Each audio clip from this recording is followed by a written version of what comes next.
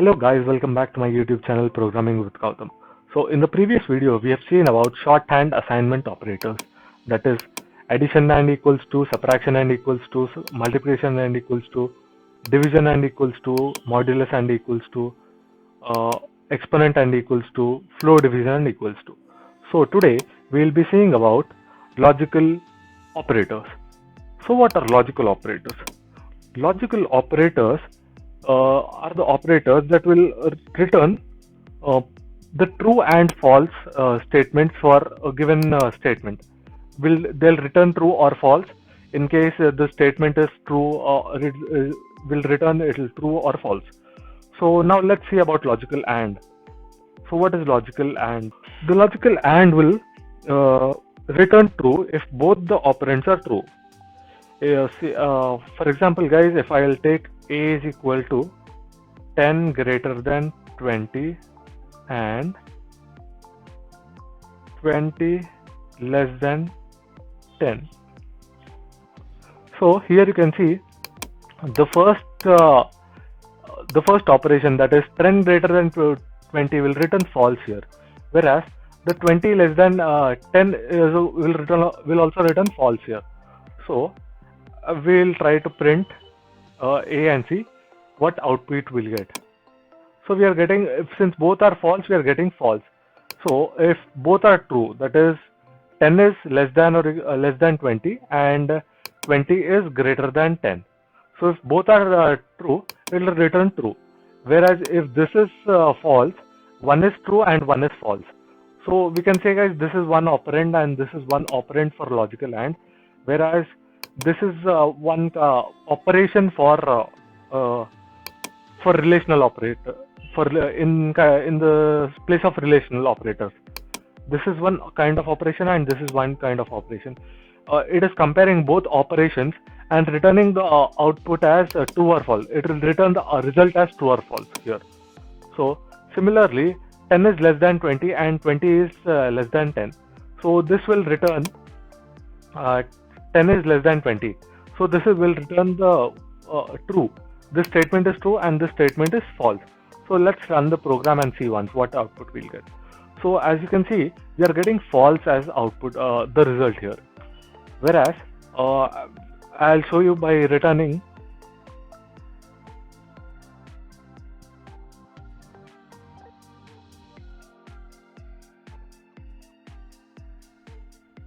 instead of passing this operation here, I'll pass x here and y equals to 20 less than 10 and pass this y here. Instead of this operation, I'll pass y here. And let's see the output, what output it will give. As you can see, this statement will give the result as, since 10 is not less than 20, it will return false here. Am I right? So here the result will be as, since 20 is not less than 10. So I'm sorry guys, since 10 is less than 20, it will return true here.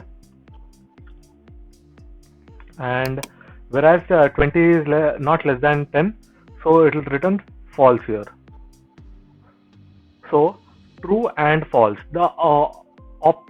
When the first x is true and y is false, we can see that we'll get false here. I'll also show you by printing these guys, so that it will not be a confusion to you. X comma y. Okay. So true and false is false here, as you can see.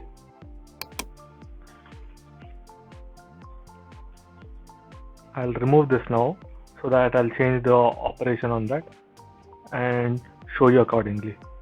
Now this was true now, so let's make it false, and this is by default false, and run this program. So both are false and we are getting false. So if first one true, false, we have seen for x is true and y is false, and then we have seen for x is false and y is false.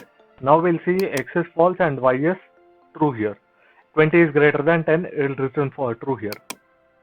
So false and true is also false. So whereas if we are passing a true, if x and y both are true, then we can see the result will true here, as you can see.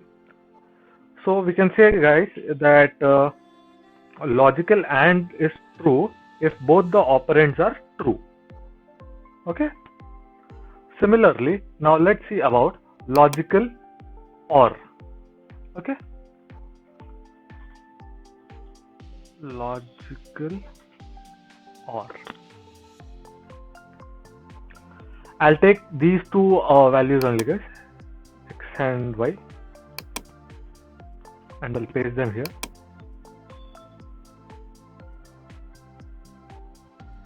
I'll comment these. So we have taken x is less than 20 and y is less than this thing. We'll also comment this particular code, otherwise it will return an error. We'll print x and y here, and after that we'll apply the operation a equals to x or y. Okay. So here you can see, guys, 10 is less than 20, it is true, and 20 is greater than 10, so it is also true. So if we'll run this and see what output we'll get. Okay. We'll also print a so that we'll get the output result. As you can see, everything is true and we are getting true here. For example, if I take this as the first operation will result a false, then the second operation will return true, false and true, false or true. So we can you can see, guys, it will return true.